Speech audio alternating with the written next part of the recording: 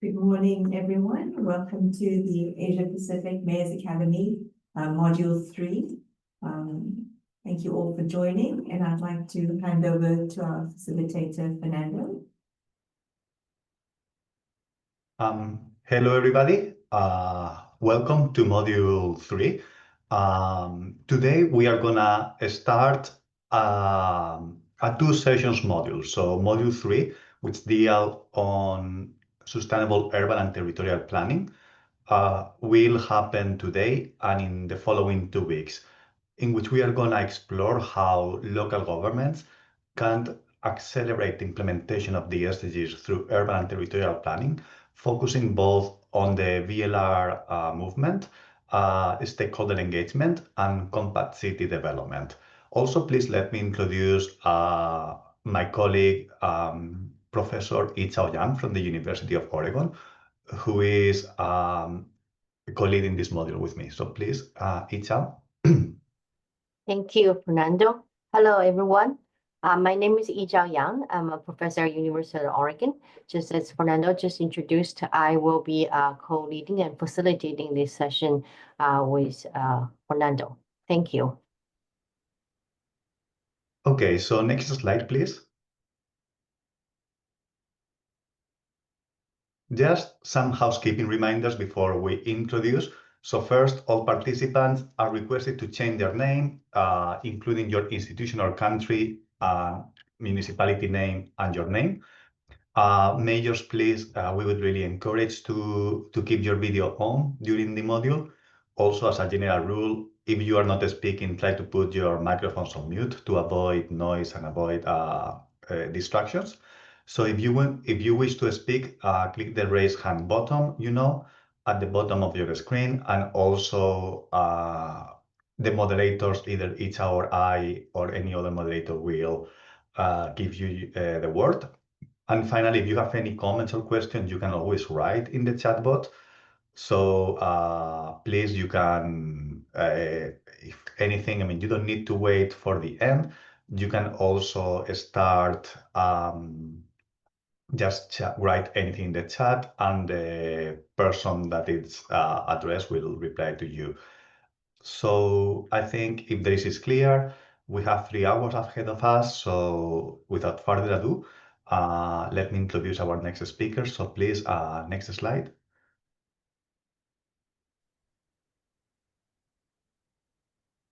So please let me welcome my colleague Datsuka Kataoka, who is the program director at the City Task Force here at the Institute for Global Environmental Strategies in Japan. So Kataoka-san, the floor is yours. Thank you so much. Okay, thank you, Fernando. Could you hear me? It's okay? Okay, thank you very much. So I welcome all mayors participate in this Module 3 of Asia Pacific Academy for Sustainable Urban Development 2025. So my name is Yatsuka Kataoka, and Program Director of Institute for Global Environment Strategies, we call IGES.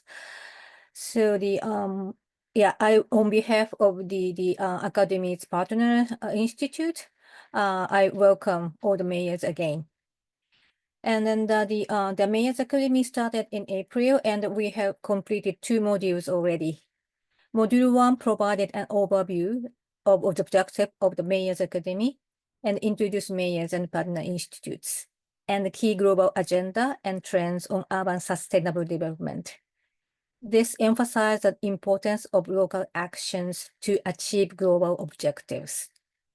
And then Module 2 dealt with how to navigate sustainable development in multi-crisis context.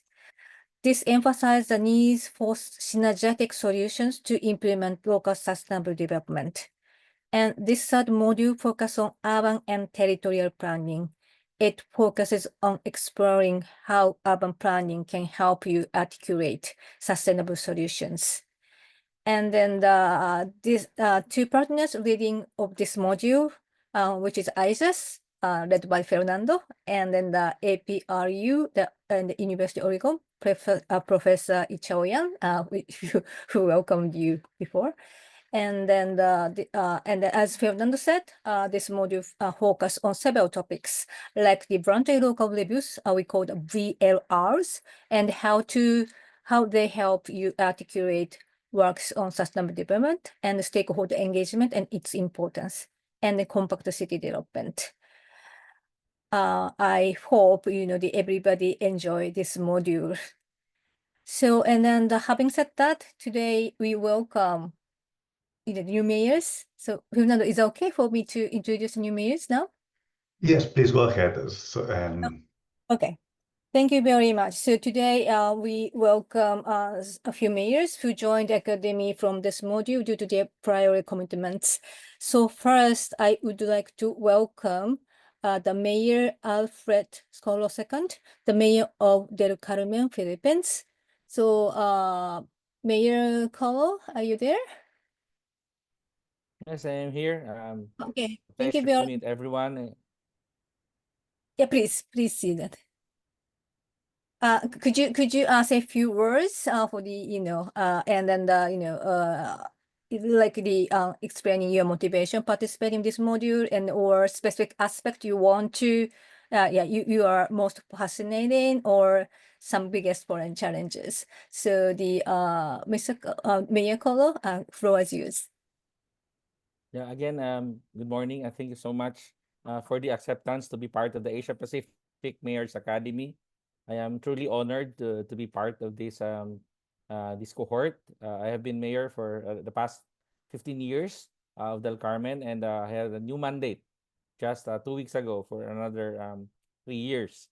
And I am still learning a lot, especially from my fellow mayors of Asia, on how leadership, management, and governance can be maximized to result effective changes, especially in the lives of those who need the government the most.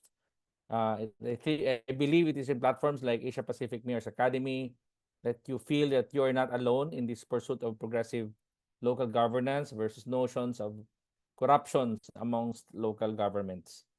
My town is a part of Siargao Islands. We are currently ranked #1 in Southeast Asia by Lonely Planet and #1 in Asia by uh, Condé Nast as a tourism destination island. Del Carmen hosts the airport, the university, a seaport, and the largest mangrove cover in the Philippines. So year on year, we have grown from around 25% of our GDP, which is 5%, 5 times higher than our country. Thus, the impact of tourism really impacted our poor and vulnerable sectors, especially in terms of access to decent and dignified homes. And I think that is the challenge we are trying to address and hopefully to learn from through this academy to be able to develop and learn how to do land use development and redevelopment to make sure that it accommodates both the locals and the interested investors that are moving into our community, especially with the impact not only on land use but also of sea level rise, wherein some of our islands, based on the data we have, will be inhabited by in the next 20 to 25 years, which is now very, very upon the horizon already. Recently, our challenge is the political instability in the national government, the Philippines. So we have a lot of our ministers being changed as of yesterday. It's very unstable in terms of how we will be collaborating with national government to be able to access funding and to have a stable policy, especially for housing and urban development. Again, thank you very much. Hoping to learn from everyone.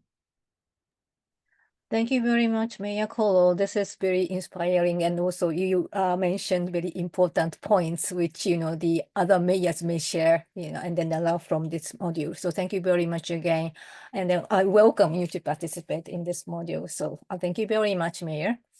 And then I just we're supposed to have 3 more mayors who join this this module. So I couldn't find, but anyway, I call your name and then the Miss Mohammed Dakal-Bandari, are you there? No? Asuka, so we'll move on to the next section. Those mayors haven't joined. Okay, so okay, thank you very much. So yeah, we expected more mayors coming later, but I would like to proceed the programs. So thank you very much. Maybe my role, my role is finished. So I want to pass to the microphone to Dr. Ichao and then the Dr. Fernando for the welcome message. So the floor is yours. Thank you. Thank you so much, Kataoka-san, and thank you so much for joining us today. And also our warmest welcome to the mayor from Del Carmen and to all the mayors who are here with us. So today we are gonna start talking about urban and territorial planning. We are gonna start by learning how you can address many of the challenges and many of the problems posed by sustainable development and how to achieve the SDGs through urban and territorial planning and paying special attention to VLRs and to stakeholder engagement. And in the next module, Professor Yang will advance more about particular strategies on compact city development. So, Professor Yang, please, if you want to add anything else.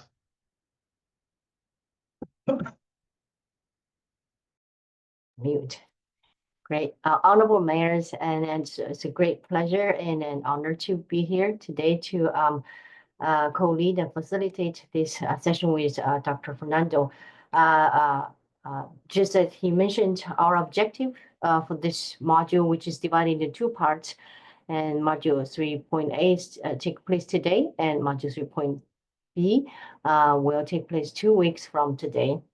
And together, these two parts will help deliver working knowledge and practical insights on the use of vision-driven integrated planning frameworks to promote sustainable urban and territory planning in Asia and Pacific cities.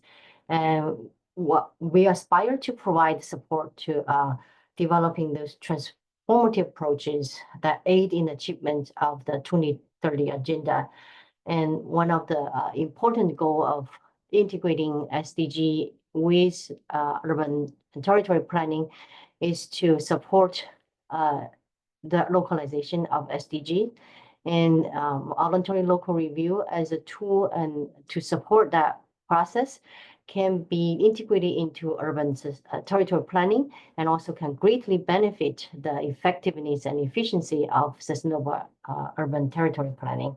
So we hope these two parts together will help you understand the process, gain experience in completing those processes. And back to you, Fernando.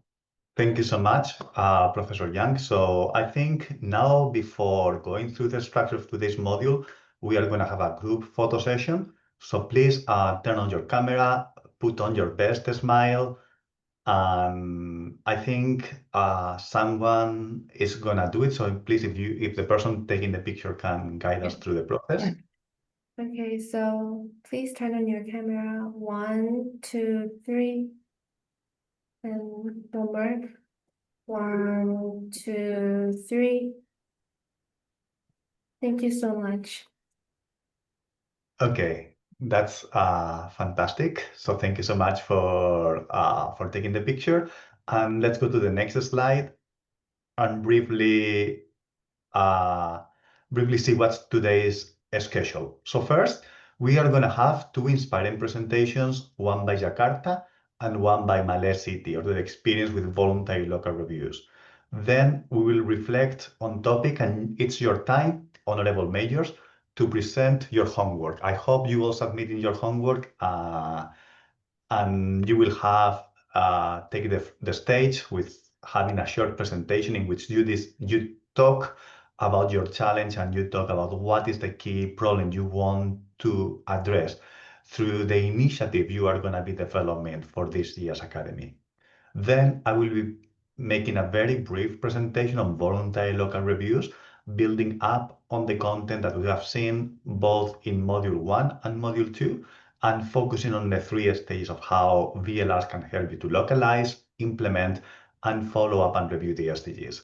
Then Mr. Kurt Carrigan would take the stage to present about the stakeholder engagement.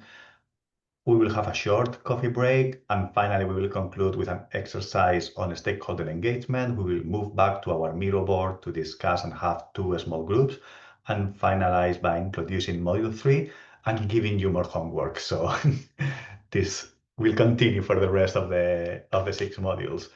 So I think we can move on to the next slide. So please let me introduce the presentation by Jakarta. I was told before that we have a change in the speaker, so it's going to be Miss Enda Nurahagin Susiastuti. Sorry, my my pronunciation. Who is the head of Social and Population Implementation Unit and Development Planning Agency in the Provincial Government of DKI Jakarta. So please, the floor is yours. So you can start delivering your presentation. Thank you so much for joining us today as well.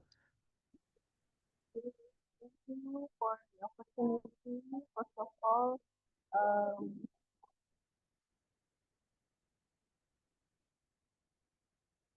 the voice is clear. I'm sorry because I'm in the middle of class two, actually. So, good afternoon, everyone. We're not hearing you clearly. I'm not sure if you can increase your volume or speak a little bit louder, please. Thank you. Sorry, my voice. Maybe I need the video. Is okay? Hi, sorry, it's still not coming through clearly.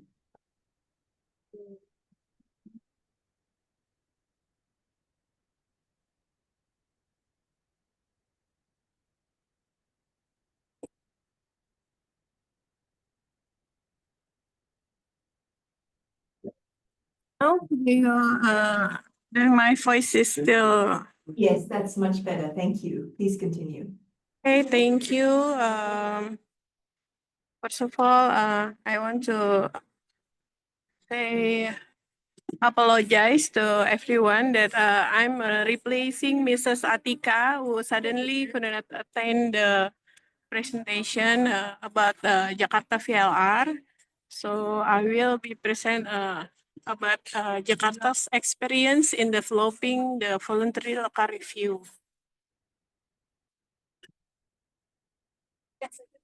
The Jakarta VLR is a strategic tool aligning our urban transformation with SDGs target. So our VLR 2024 VLR team focused on building a livable, sustainable global city by addressing environment, accessibility, and livability. Next. The VLR process brings multiple benefits: strategic alignment, governance transparency, and accountability, stronger stakeholder engagement, and it supports data-driven decision making while positioning Jakarta as a global city.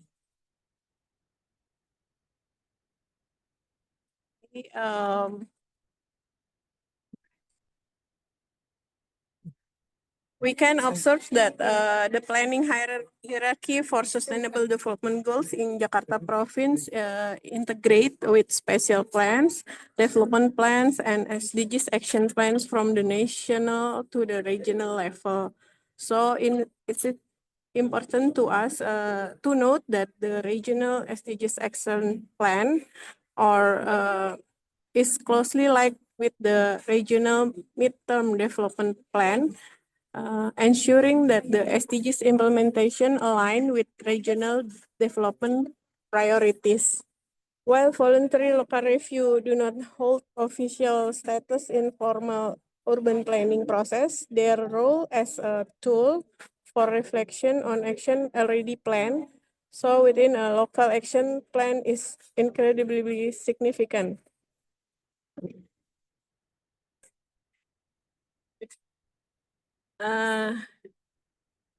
To to support mobilizing support for inclusive stakeholder engagement, we brought stakeholder from government to media is essential to ensure that inclusive and effective implementation.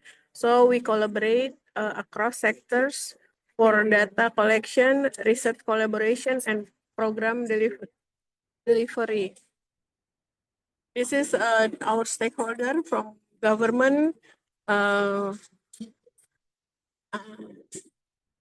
then government, academics, philanthropy, and business, so and media, also the NGO and media. Next, our 2024 VLR is written by Development Planning Agency Jakarta, while our 2021 VLR is assessed by Asian Development Bank and United Cities and Local Government UCLG ASPAC. For the 2024 VLR, adopt a wider thematic scope centered around 3 key pillars: livability, environment, and accessibility. We could show you the best practice that Jakarta in a web in the VLR is about the Jakarta showcase range of initiative for electric buses, transit-oriented development to urban park, or we call it Tebet Eco Park.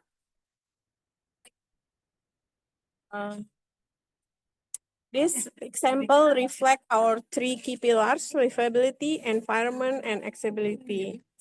And then for the closing, there are our VLR. You can access them by scanning the VLR code displayed on the screen. So we look forward to continue collaboration and knowledge exchange in advancing the SDGs. Thank you very much for the opportunity, and I think that's all. Thank you. Thank you very much. I think it was an amazing presentation, and I want to highlight, in the interest of time, just one aspect. I think that it's very important that Jakarta is taking the VLR as a process. And last year, in 2024, they produced their second report. So it's not limited to one single report. It's a process that is building over time, helps to create partnerships, and you can see how the VLR is intervening with territorial planning, the development plan. It's supporting SD localization and creating these partnerships. So I think I encourage all the members of the Academy to consider or to start engaging in conducting your own VLR, because it will be a process that will bring more clarity to your strategies and can help you to maximize the impact of ongoing policies, as well as to identify blind spots that might be slowing down your progress. So thank you so much again. I think it was a real pleasure and honor to have Jakarta here today. And now we are gonna continue with a presentation by the Honorable Mayor Adam Azin from Maldives, who is one of our is joining the Academy this year as a student, but also Malay is preparing right now its first VLR. So he's going to talk about the challenges and how they are taking on this endeavor. So please, Honorable Mayor, the floor is yours. Bismillahirrahmanirrahim. Good morning to everyone. Good day. We have started our first VLR, the very first VLR in the Maldives. There are a lot of challenges we have faced. The major challenge we faced is availability of data. Because in the Maldives, we don't keep data at local level, it's national level. So we have identified a huge gap in collecting data while we are doing the VLR. but some amount data we managed to collect, but not the amount, not all data in full. So the key lessons we have learned while doing our VLR are the identifying policy gaps, strengthening local planning, encouraging SDG localization, enhancing accountability, facilitating peer learning. Policy gaps we have identified for low-lying small island developing nation, we don't collect and measure the climate change indicators. So this we don't do at the local level. That's a major challenge for us while doing the VLR. So this is a major gap we have identified. So while doing the planning, the local planning is not taken into consideration. It's a national planning we are doing in the small Maldives. It's in the government planning, budgeting, and reporting. We need to improve for the governance. If we are not doing it at local level, it's very difficult to achieve the SDG or the national SDG what we are doing at the moment. We have learned that when we're doing this VLR, cities that publish consecutive VLRs often take progressive steps to integrate SDGs into their policies. So when we do the VLR, I think when we completed our VLR, this will help all other the cities and islands to do their own VLR. So when we can assist them to even to do their own VLR and our experience to them. So this will be really a good exercise for even for national planning when we do the local VLR. When we do the VLR, this accountability will be there. So at the local level, right now the accountability lies on only at the national level.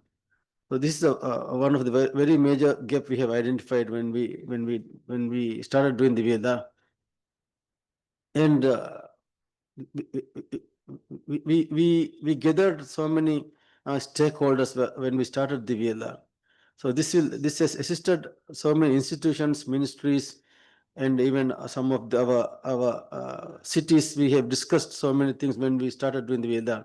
So this has helped to learn the peer learning process has improved.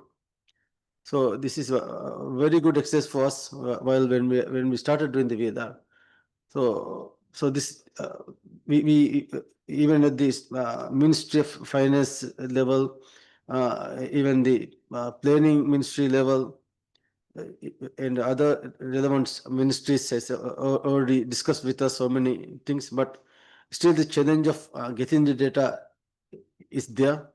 But we managed to get some data, but I think this will assist us to improve maintaining data and even updating the data which we have. And at the same time, at the local level, we can start collecting data.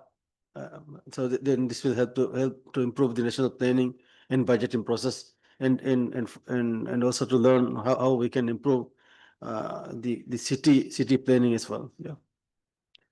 Why we are doing a VLR? So we decided to do the VLR because the team from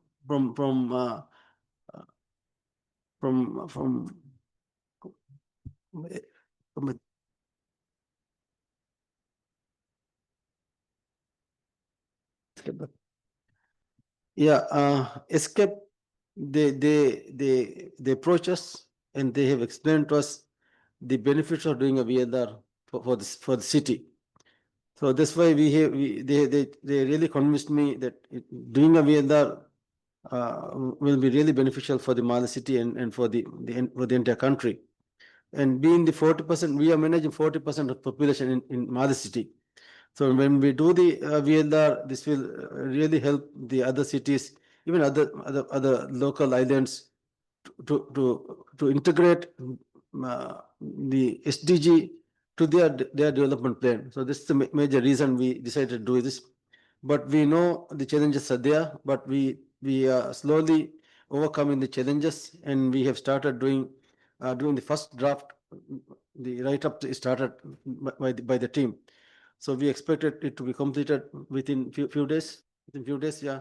And we will have our first draft of VNR project very soon. Thank you so much for giving the opportunity. I hope this helped. Yeah, thank you. Thank you so much, Honorable Mayor. I think it's great to hear that you are working on conducting your first VLR, and also how you are reflecting on the challenges and the process that it's happening. You mentioned at the beginning about one of the key issues that we always faced in VLRs, that is finding data, and you mentioned that most of the data is conducted at the national level. And indeed, that's kind of the key obstacles in oftentimes to advance a VLR process and monitor the local implementation of the SDGs. But nevertheless, I'm sure you are already exploring how to address these hurdles, and you are working to conduct the VLR, and we are looking forward to seeing the report, and hopefully that after this first attempt you continue following with several editions. So thank you very much, and a round of virtual applause from everybody. And now let's move to the homework. No, first, sorry, we have an intimate exercise. So you know how it works. Get your smartphone or any internet device or your own laptop. So either you can scan the QR code or go into the website and introduce the Menti code 96577548, or scan this QR code here. So we give you 1 minute or a few seconds for you to join the Menti exercise. So please do so. We have 3 people online already, I believe. 4, 5, 6.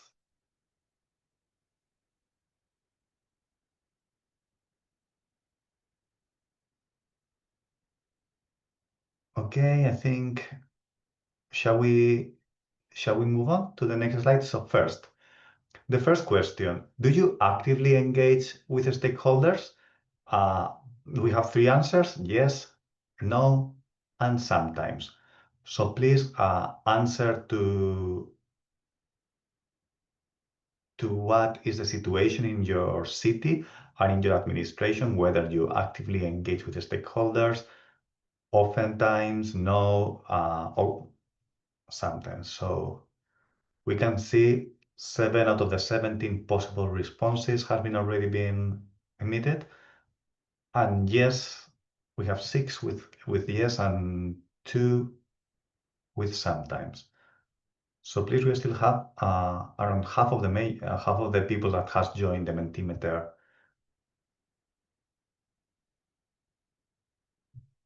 has to respond. So we give a couple more seconds if anybody replies, answers. If not, we move to the, oh wait, yes. So we have 1 more for yes. Anybody else? Okay, I think we can move to the next question. So here we have a number of different stakeholders. And the question is, which are the key stakeholders in your city? And you can select up to 4 different answers. So you can choose whichever, so civil society organizations, the private sector, academia and research institutions, community groups and residents, international organizations and donors, youth organizations, indigenous and marginalized communities, women's organizations and gender equality advocates, and LGBTQIA+ organizations. So please, which are the groups that you engage more frequently with? We have already 5 answers. We see how, okay, so far we have 7 answers, and the top priorities are academic and research institutions, and also community groups and residents, both with 6. So those are the top stakeholder groups for which the you are engaging, so with 7, and then it's followed closely in with 6 by civil society organizations, and 5 of you are also engaging with the private sector. And we have a smaller number for youth organizations, international organizations and donors, women's organizations and gender equality advocates, and finally one of you is engaging also with indigenous and marginalized communities.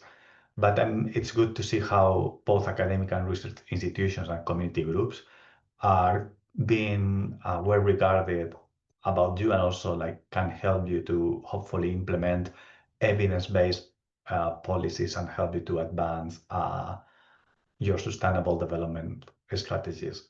So next slide, which I also believe is the last. So the question is, how do you identify stakeholders and what is the criteria you follow? And I think this is an open answer question, so you can type your response.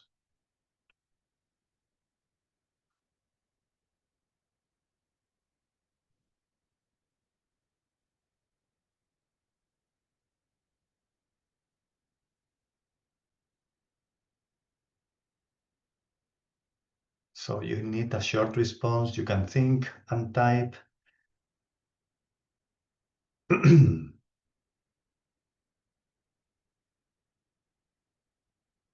So local residents, indeed, that's one of the key stakeholders. You are the local residents, the people in your community, you need to engage with them.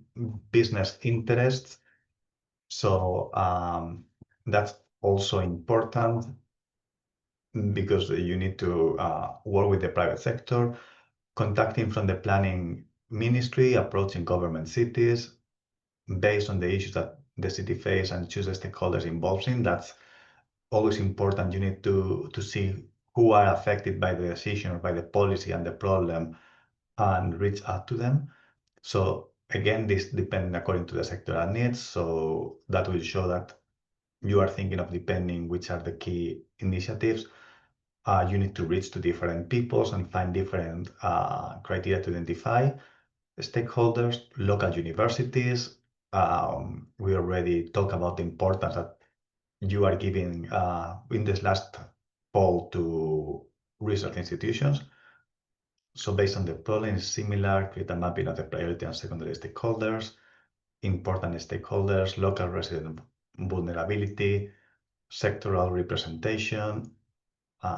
Again, similar to previous answer based on the subject we are facing, national and local authorities, international organization working on local development based on their experience and knowledge. Indeed, so we have already the 9 answers. So we can see here how there are some recurrent topics. Oh, we have more. So, okay, good. Investors, local residents, stakeholders identified through the regular visit to office and their responsibility and planning and budgeting programs. So we can see here how there is a kind of some common threads showing, so that you find different stakeholders based on the needs and in the projects, and depending what is the issue being dealt with. And in doing so, you also find the most appropriate method to reach out. And there's other things that are popping up, like reaching out to universities, local business interest, and local residents, as well as contacting with other levels of government and international organizations. So thank you very much. And the final, I think this is final, in which stages of SDG implementation or in project implementation do you think it is more important to engage with the stakeholders? So we will be talking about this later on, and you can select up to 3 answers, but in which stages of policy implementation do you engage more with the stakeholders? Awareness raising, goal setting and target development, action planning, implementation and resource mobilization, monitoring and evaluation, reporting and communication, collaboration and partnerships. So we already have 6 answers, and so far seems that action planning it's winning. It's a top priority, or the top stage in which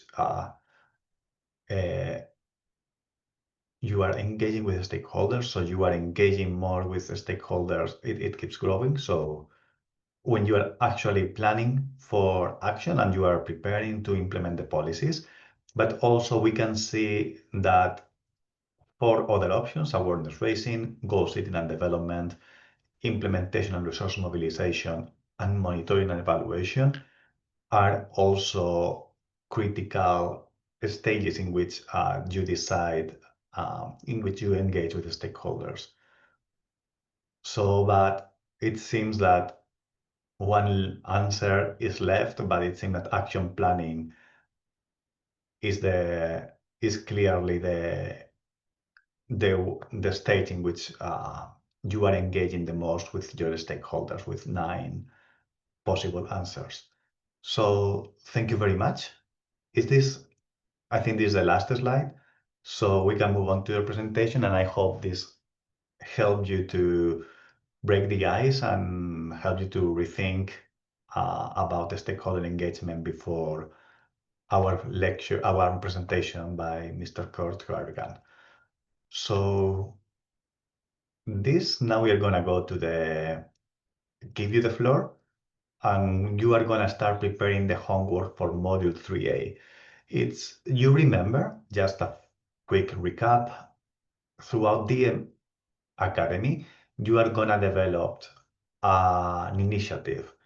So the homework is designed to help you build on this initiative and help you start thinking on what are you gonna address and how you're gonna address throughout the academy. And we have the first presentation today, in which you will be talking about what is the main challenge you want to address through the initiative you will develop through the Majors Academy. We have received 6 homeworks have submitted their 6 honorable majors have submitted their homework.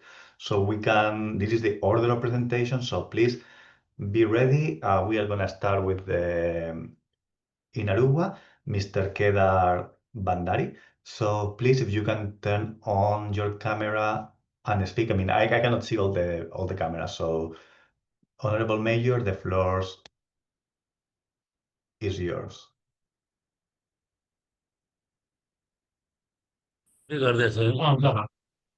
Namaste, everyone. I am Kedar Bhandari, the mayor representing Inarwa municipality. Location is Provision Kosi in southeastern Nepal. Inarwa is a growing urban center and the administrative headquarters of Sunsari district. Like many municipalities in developing countries, Inarwa is facing significant challenge in managing solid wastage, which is one of our most urgent urban concern today.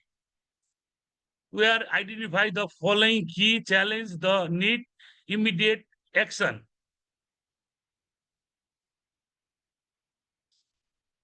Right, pollution, growth, and urbanization have directly increased the volume of solid waste. Waste is unsegregated and the source making is difficult to propose. Recently, our collection and disposal system are insignificant to meet daily demand. There is a lack of public awareness and practice, which lead to irresponsible disposal process. Critically, we have no waste progress machine such as composing or recycling units. We also lack proper waste segregation system both at the householder and municipality level. Our municipality often has very limited budget, and being part of a developing country, extremely funding and support are option care.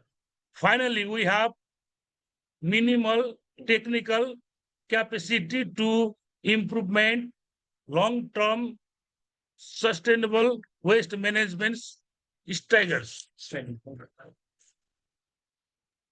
Okay. Despite those challenges, we are committed to finding solutions that are effectable, inclusive, and resilient. That's why our invited a force on inducing local cost, community driving solely waste management solution. We plan to proper waste segregation at the source through awareness campaigning and school programs, collaboration with local communities, youth and women's groups to building ownership and practicable, seek technical support and partnership to acquire small scale, low cost progressing equipment like compost pits and segregation unit. Explain founding from development partners to strengthen our basic infrastructure and developing a monitoring system to track progress and ensure long-term sustainability. We believe with limited resource, a pupil connected approach and help us building a cleaner, health, and more resilient in Arua. Thank you for the opportunity to share our challenge and our vision. Thank you. Thank you very much. And indeed, the problem of solid waste management in the context of rapid population and growth and urbanization is one of the key challenges that I'm sure many other of our cohort are also facing. So we are looking forward to see how we can co-create and help you devise a solution to address this problem. So thank you so much again, Honorable Mayor. Let me pass to the next mayor, in this case, the Mayor of Del Carmen, Mr. Alfredo Coro II. So please also welcome again to the Academy. It's a pleasure to have you here. And Honorable Mayor, please, the floor is yours. Again, a pleasant day to everyone. I am Mayor Alfredo Coro of Del Carmen, Philippines, and I've been mayor of our municipality since 2010. We have been planning in progression how to address climate change impact on an island and coastal community being in the eastern side of the Philippines. Our location exposes us to an annual typhoon season around 4 months a year and other natural disaster risks. The last few years was observed to have the climate change impact of sea level rise to our smaller islands and coastal communities, leading to risk in the current human settlement areas. The main challenge is to lower the risk without compromising of the quality of life and access to services, livelihood, and opportunities. So our problem is trying to develop and establish land use and redevelopment of these areas to enable housing for the poor and vulnerable due to our real estate boom because of rapid tourism development growth. Siargao, to which Del Carmen belongs, is one of the top tourism destinations of the Philippines right now. And climate change impact of sea level rise to our smaller islands. There are approximately 4 islands that we have that are inhabited. And one of these islands is a flat island with no hill or mountain. So the 1,000 people who live there are very exposed. And lastly, because of coastal communities and the cost of commodities in an island economy, again, driven by our consuming public due to tourism. So most of our island economies that are reliant on tourism industries have challenges similar, I believe, to other members of the cohort like the Maldives that are having issues in affordable housing for locals, and also designing a house that will be climate change adaptive due to increasing strength and frequency of our tropical storms. So in our current research, and supposedly with the support of what we will learn from this cohort, we believe we can cover 11 of the 17 SDGs in building new settlement areas as part of our criteria, while improving the services of the existing villages or barangays in the Philippines, as we call it, of Del Carmen. If our policies and programs will work, we believe that this can be replicated across the other communities, coastal and islands within the equatorial region of the world, especially within the Asia-Pacific region. So that's it for me. It's a very short presentation. Thank you very much. No, thank you so much indeed, Honorable Mayor. And I have to say that this is one of the key challenges that many of you as well, like cities that are facing, that are coastal communities and need tourism for your economic development, but that also brings additional challenges. So trying to find the synergies and the trade-offs, well, it's a very important, it's a very complex challenge, and I hope the subsequent modules will help you to think and to plan for this strategy. And I'm sure many of your fellow mayors will also be able to share their expertise in how to provide for affordable housing. So thank you very much again.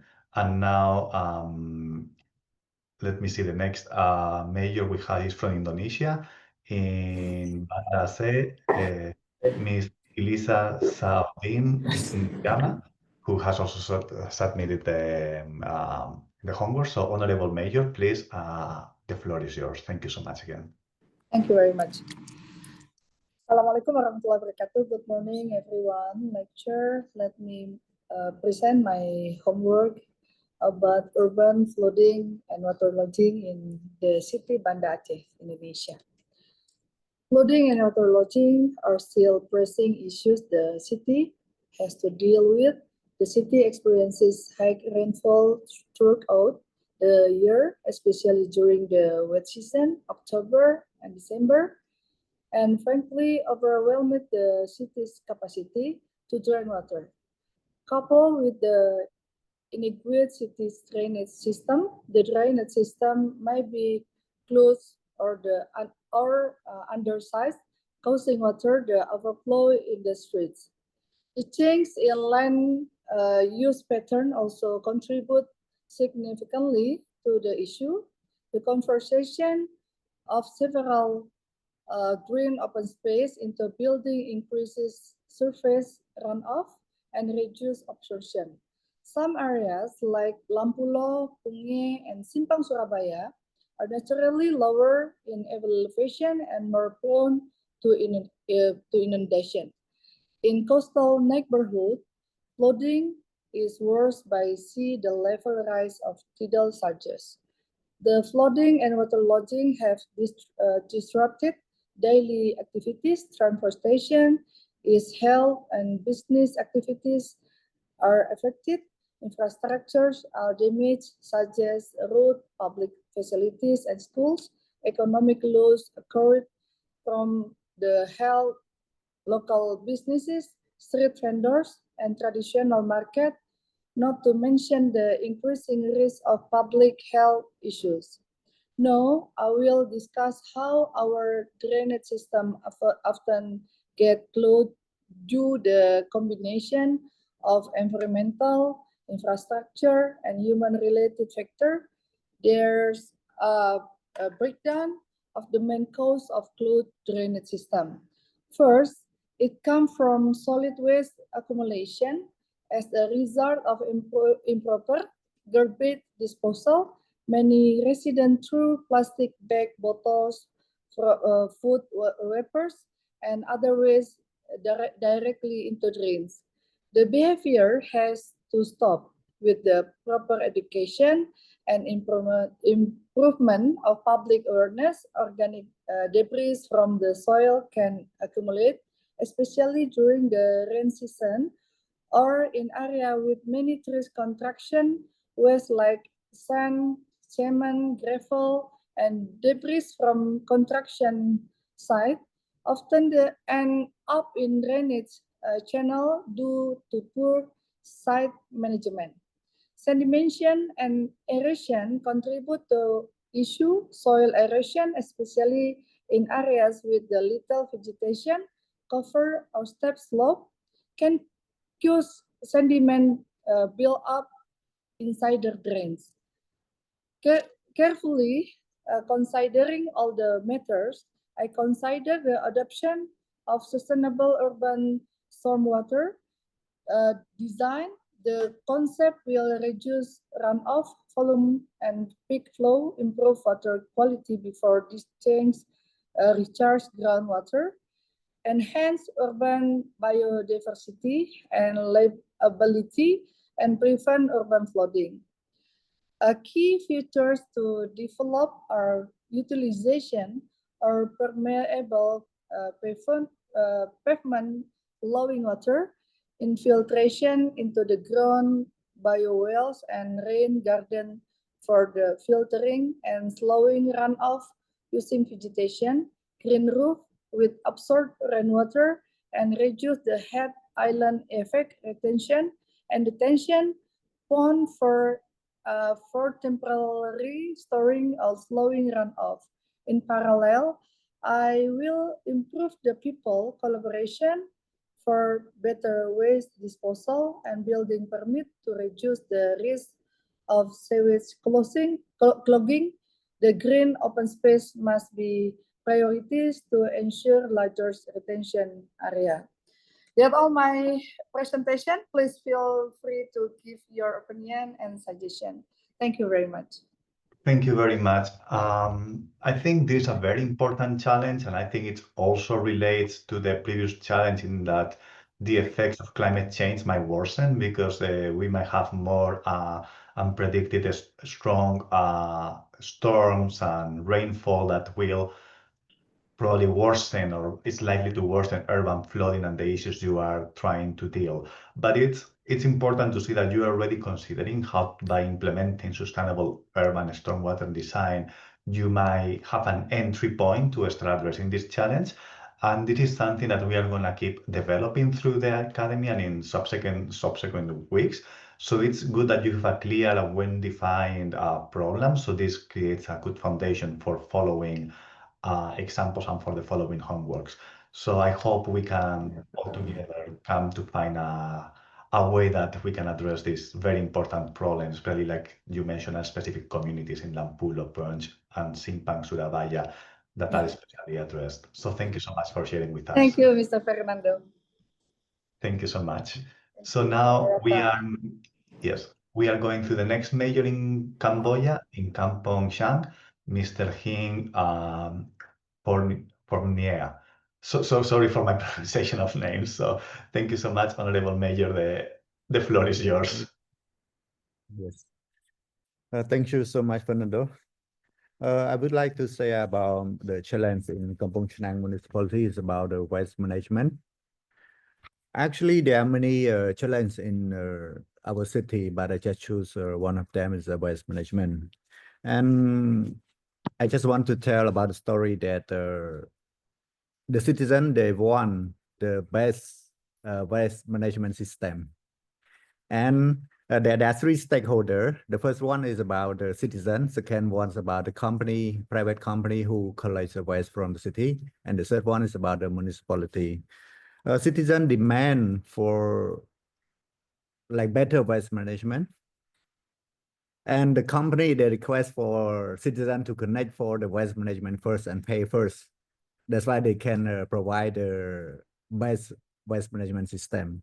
So in order to solve this problem, our municipality take action to solve this problem. Municipality collect the money by ourselves and pay to the private company. And if the private company go to household to tell them to connect, they might reject. But in order to solve this problem, our municipality take action to go directly to the citizen and tell them to connect the waste management system. And so it is not easy to change behavior of the citizen. I think that all the municipality in Southeast Asia maybe have a similar problem about the behavior of our citizen. So in order to solve that problem, the first one is about the education. We start at the first place at the primary school to educate the kid how to manage the waste. And the second one is about the public campaign. It is really important to tell the citizen about how to manage their waste, how to keep their waste for the company to collect to the landfill. And the last one is really important is law enforcement. We cannot forget about the law enforcement. In order to change behavior of our citizens, we have to start law enforcement as well. And the problems about the waste management, but change behavior, we're starting day by day to change behavior of our citizen. We have a new landfill, we have a good company, but I still say that behavior of citizen is really important for the waste management. Everything can deal with the money. For example, a good landfill, a good truck, a good company, money can deal, but behavior of people is we take time to change behavior of the people. So we starting the pilot project about the waste management in Kampong Chhnang municipality for 1 year, and now we start around 4 or 5 months already, and I hope that everything will going well. Yeah, it's just want to say about my challenge and how we solve the problem in Cambodia about in my municipality. Okay, thank you. Thank you so much, Honorable Mayor. And indeed, I think that what you raised, the problem of how changing people's behavior is a very important issue. You can have all the waste management system and all the buckets and all the system, but if people don't do their work and do their part, there is very little you can do. So that's very important. And you mentioned about starting with a school, an elementary school, and indeed, education, having children, and having the children also going to their families and telling about recycling and telling their parents, grandparents, to everybody in their house. It's a very important issue, and you can also maximize the reach of the initiative. So I think that's a very important challenge, and I hope we can support you through this academy to develop this initiative. So thank you very much indeed. Okay, so now we have from Malaysia in Hulu Selangor, Ms. Yulaya binti Jamaluddin. So please, Honorable Mayor, is your time to present the key challenge you want to address with this initiative. So thank you very much. Hello, Mr. Fernando, can you hear me clear? Hi. Yes, we can hear you. All right. Okay. Thank you. Yeah, as mentioned before, I'm Julaiha, the president of Hulu Selangor Municipal Council in Malaysia. And I'm really honored to present the main challenge that I have chosen for my Mayor's Academy project, which is the topic is regularization of campsites in Hulu Selangor. Ladies and gentlemen, as what I told you before during the module 1, Hulu Selangor is rapidly becoming one of Malaysia's most sought after ecotourism destinations. And with its large forests, cool climate, and riverine beauty, our district is an ideal location for outdoor activities, especially camping. But however, in these recent years, we have witnessed a sharp increase in the number of privately run campsites, many of which operate without approval or regulation. The demand is high, we admit that, but the lack of oversight brings serious consequences. If I can share with you, one of the such example was the Father's Organic Farm landslide, which occurred last 2022, 16 December 2022 in Hulu Selangor. This location is on the way to, if you have ever heard the Genting Highland, it's nearby the Genting Highland. It's a highland area. This site was an illegal campsite operating without license, without safety measures, or maybe very minimum safety measures, and without what their emergency protocols. So tragically, this landslide happened that time. It claims 31 lives. Most of them are children. These children, they are being there to attend a school holiday program. So at that time, our Hulu Selangor Municipal Council we do not have any proper governance framework in place to regulate campsites. So when this happened, this become a very devastating loss, which has become also a wake-up call, not only for our district, but also for the country as a whole, and of course, for the state of Selangor. So through this incident, ladies and gentlemen, also through our internal reviews, we have identified 4 pressing challenges. The first one, lack of clear guidelines. At that time, there is no comprehensive policy outlining how campsites should be developed, where they can be located, or what standards they must follow. Second, is about the safety risk. We admit many campsites lack basic infrastructure, such as access roads, sanitation, lighting, and most critically, emergency response plan, placing visitors in potential danger. The third one, unauthorized development. Some campsites, they are built in sensitive zones, including river reserve. As what I told you before, Hulu Selangor, we located nearby the highland area. So we have a lot of river. So most of these campsites, they are developed near the river reserve and forested, or also the agricultural land slopes, especially orchard. The famous one is durian orchard. So this significantly increasing the risk of disaster. And the fourth one is the coordination gaps. So multiple agencies, I admit that multiple agencies, we have roles, but in this issue, actually we have a lack of coordination between agencies regarding the safety, environment, and tourism. So for this project objective, I intend to address this issue. So we propose a campsite regularization and governance framework with the following objective. First, we wanted to regularize and license existing campsites. For the time being, we have about 61 registered campsites in Hulu Selangor. We want to bring them together under regulatory compliance. We also wish to establish clear standards for safety, infrastructure, and environmental sustainability. We also intend to engage with our local community, especially those involved in ecotourism, in the management and protection of their natural areas. And the last one, to ensure a balanced approach, promoting tourism while protecting life and preserving our ecosystem. We believe this initiative will not only help prevent future tragedies like what happened last time, but will also support a more structured, inclusive, and resilient ecotourism sector. Through this project, we aim to transform grief into action and risk into resilience. Hulu Selangor Municipal Council, we cannot undo what happened last time in the Fathers Farm Organic, the campsite, but we can prevent it from happening again. So I believe this framework through the Mayor's Academy can serve as a model for our ecotourism regions, ensuring that development goes in hand with safety, sustainability, and community participation. With that, Mr. Fernando, I end my presentation and thank you for your attention. We welcome any comments from the Academy. Thank you very much. Thank you very much. I mean, I think it's very interesting, and you already have a very clear initiative and how you have itemized or subdivided the different challenges that you are going to face in addressing this kind of big initiative or big overarching challenge.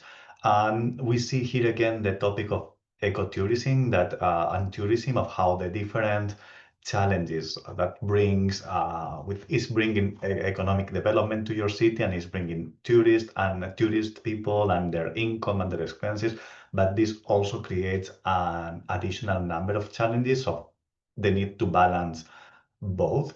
And as you mentioned here, you already are facing with, it's something that happens through the development. You have already recognized that you are lack of guidelines, there is safety risks. So that's a problem for the community that needs to be addressed. Also, unauthorized developments, like bypassing the law or bypassing official institutions, and also the coordination gap, because all of the other problems are mounting up and are compounding to create this hurdle of coordination if there is lack of guidelines, safety risk, and unauthorized development.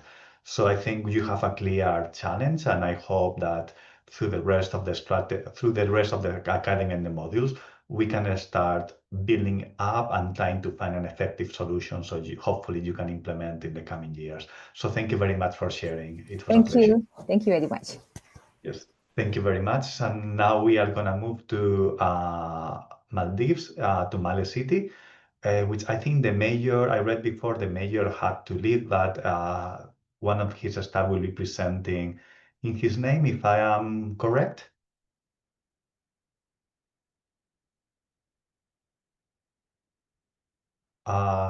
Yes, is the representative from Male City here with us?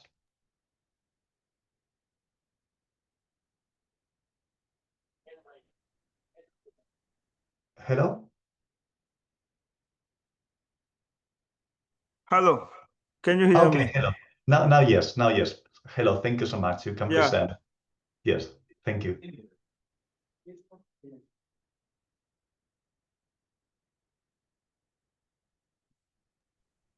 But I think we lost you again.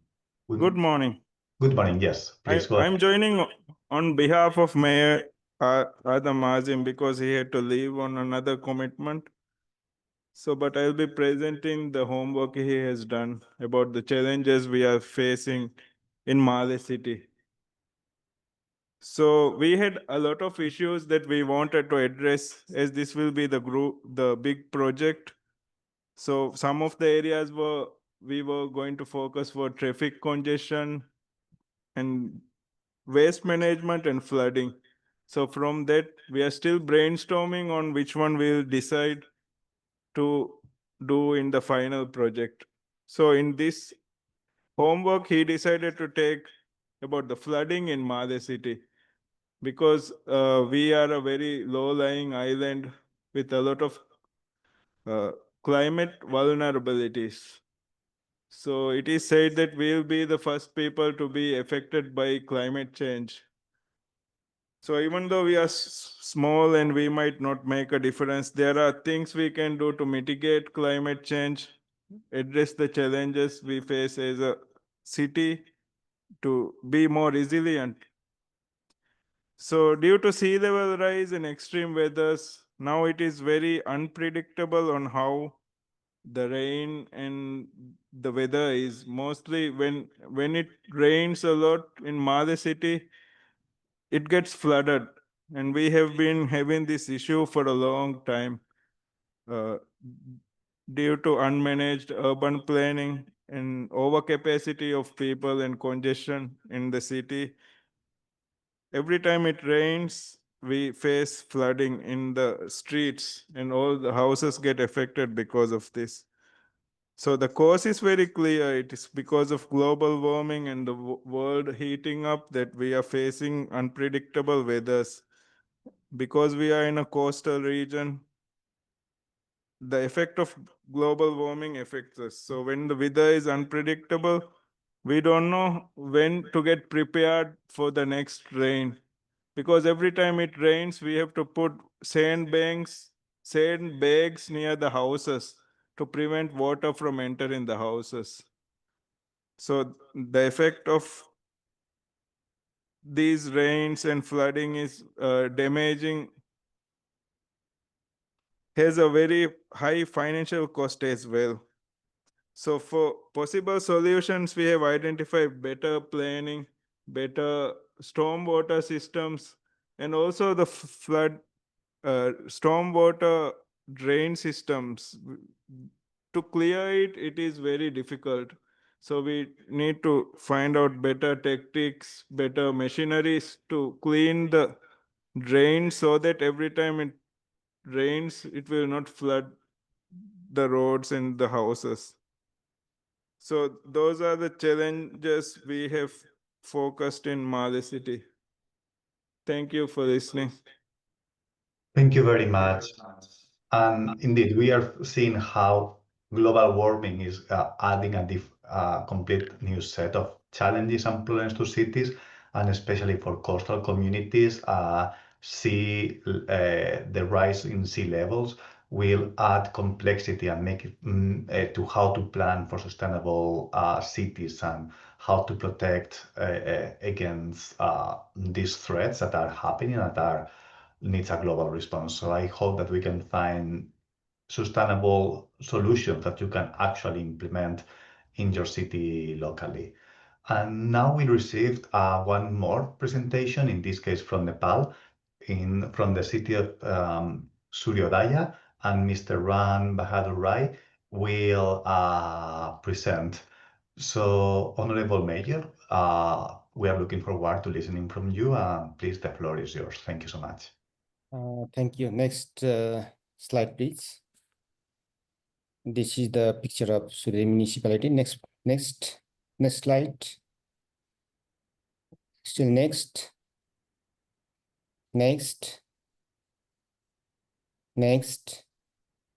Okay. Challenges in solid waste management. This is the actually global challenges. And there are 3 layers of government in Nepal: the central government, province government, and local government. This solid waste management falls under the jurisdictions of local government. And also, we have done, or we have the PNR with coordination with the UNDP and the central government, and the identified the challenges under this urban development plan and or SDG 11. So the main challenges are lack of waste segregation at the sources in the municipality. This is the newly formed municipality also. And also it is a very touristic municipality. So thousands people would come to my municipality. And another is inadequate transport and collection infrastructures. We don't have the vehicles. No. The first. Okay. And second is the open dumping and lack of sanitary landfill. This is another challenge. And the lack of proper system of handle hospital waste. We have the private hospital as well as in the government hospital, local level, the hospitals. But still we don't have the proper system to handle the hospital waste. And another is climate link impact. Due to the heavy rainfalls and block drains causes the decompositions of urban waste, because we have the open landfills. So when there is a flooding or the heavy rain, the causes happens. And another is weak community awareness and revenue recovery. The next slide, please. And these are the ground realities. The mixed waste hamper compositing and recycling. The second is wards are irregular waste collection service. We have 14 wards in our municipality and very few wards having these facilities of collection of waste.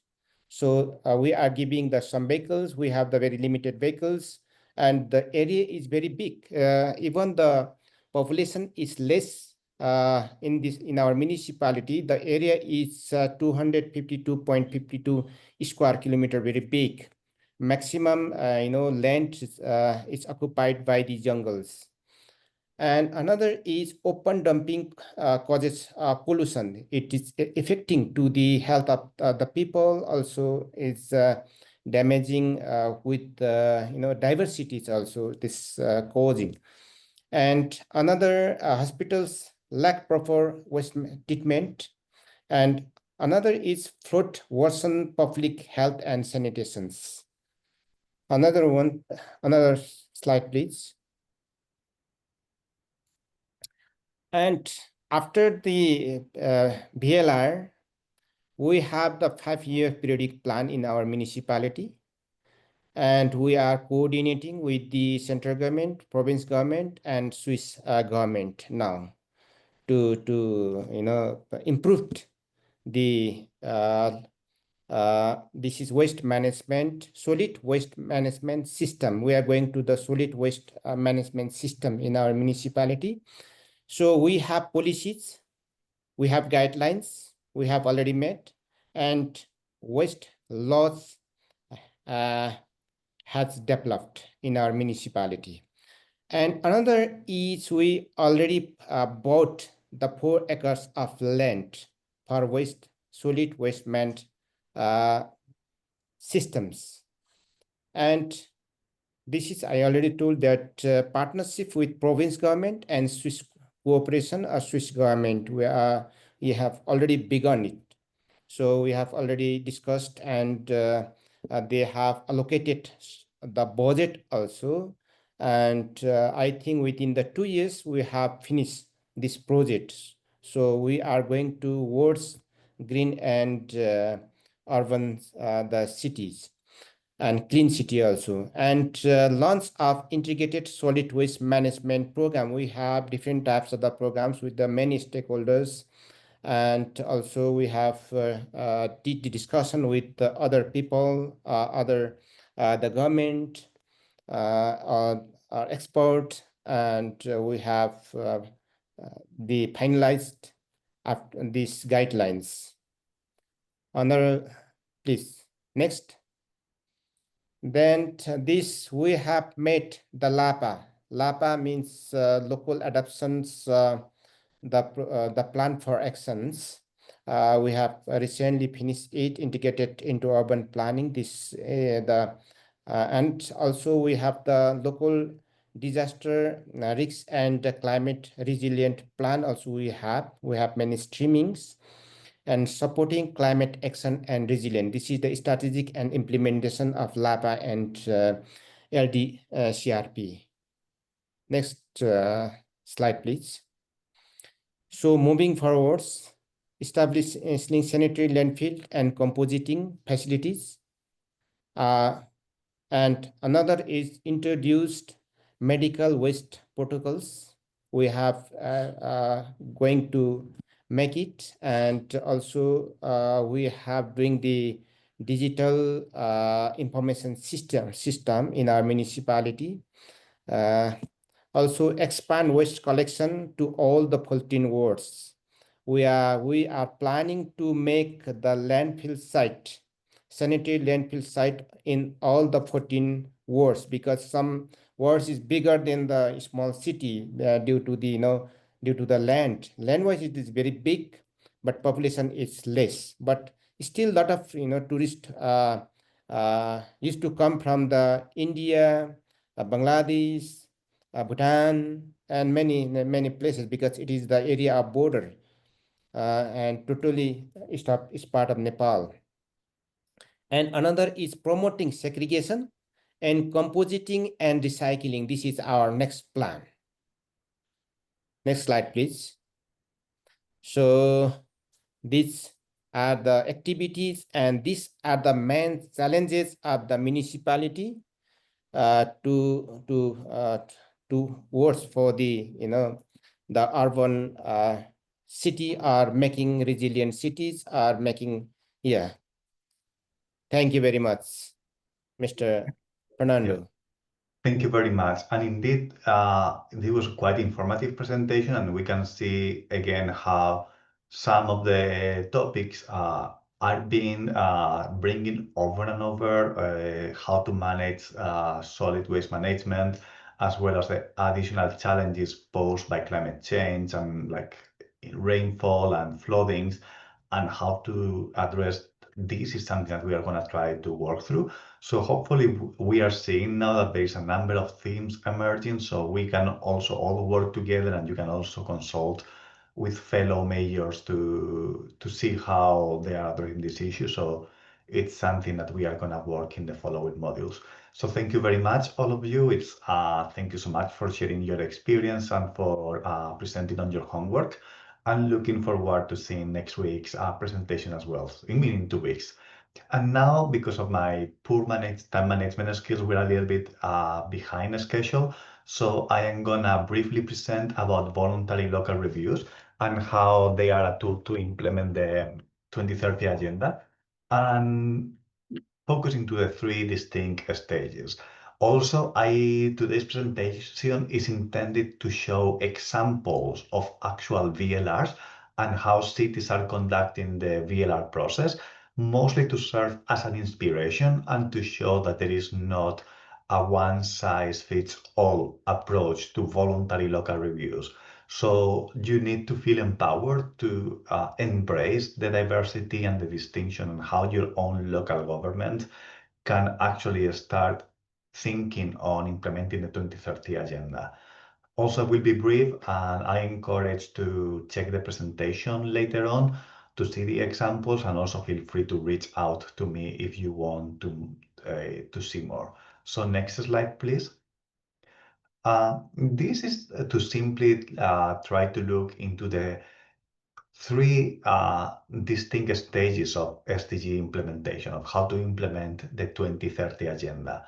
First, we have the stage of localization and planning, in which you confront the 17 SDGs, you see which are your local priorities, and you translate them to the local context, to making the SDGs fit your reality and trying to adapt how this global vision can be of use to your local government and to your city. At the same time, once we have this localization and this plan, we start implementing projects. And it's something that probably you are already doing, that you have already projects working for several of the SDGs. So through the localization and planning stage, you can also identify gaps and areas that you are currently not paying enough attention or that might be falling behind, to see which other projects you need to reinforce, which projects you need also to start and begin implementing. And finally, you always need to follow up and review, that is to monitor how you are doing. So if you have, once you localize the SDGs, you have set the target to increase municipal waste management in all the wards of your city, the follow-up and review is to show you how things are going. So maybe you create a benchmark. Let's say, for example, we had up until now waste management services in this X numbers of your district of your city. And in the last 2-3 years, we have increased to a different amount. So it's to see how you are doing, to track implementation, and then help you to reflect. So if a policy is not going fast enough or it's not yielding the expected results, maybe you need to think why. There are additional challenges that you didn't foresee at the beginning, or if there are things that has happened that has hindered the implementation. So looking into these three stages will help you to consider your city's strategy and to accelerate the actual implementation of the SDGs. So next slide, please. So now we are going to see concrete examples of how cities are doing this work through the different VLRs.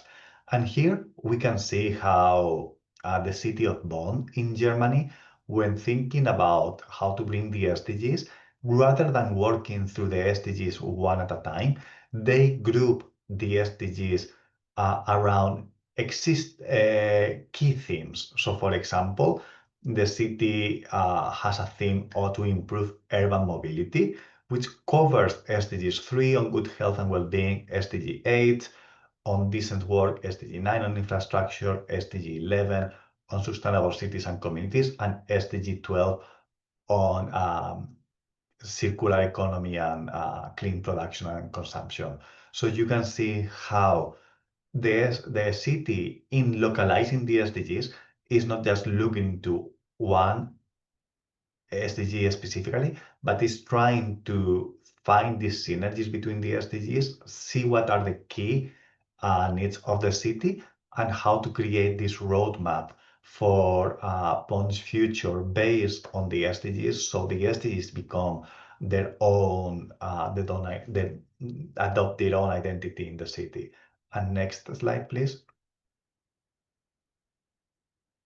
And here, for example, we have another case, which is a small town here in Japan called Shimokawa.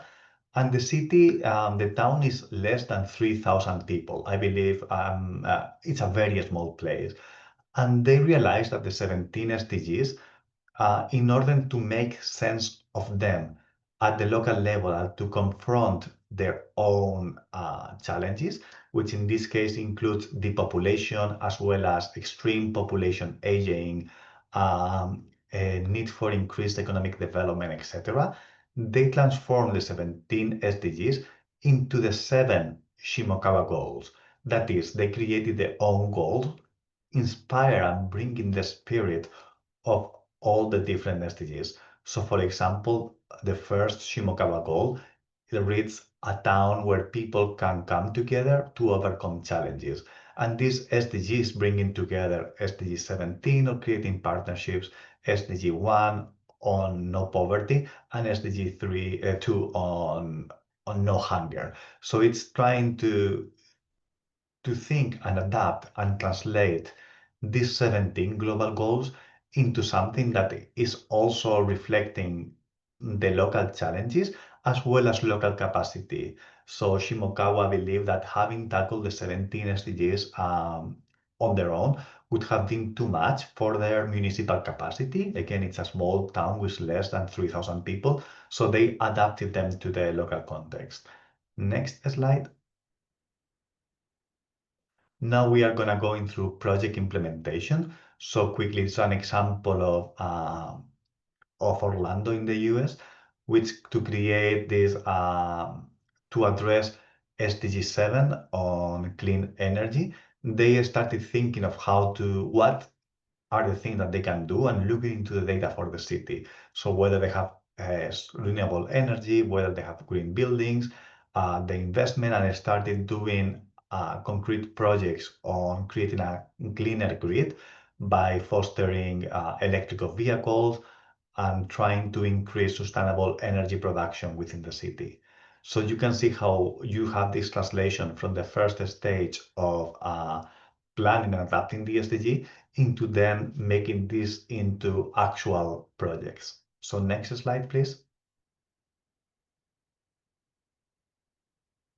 So this is a different example. I think we can jump to the next slide, which is from Gladsaxe, in which we have here both approaches together, both the localization and implementation.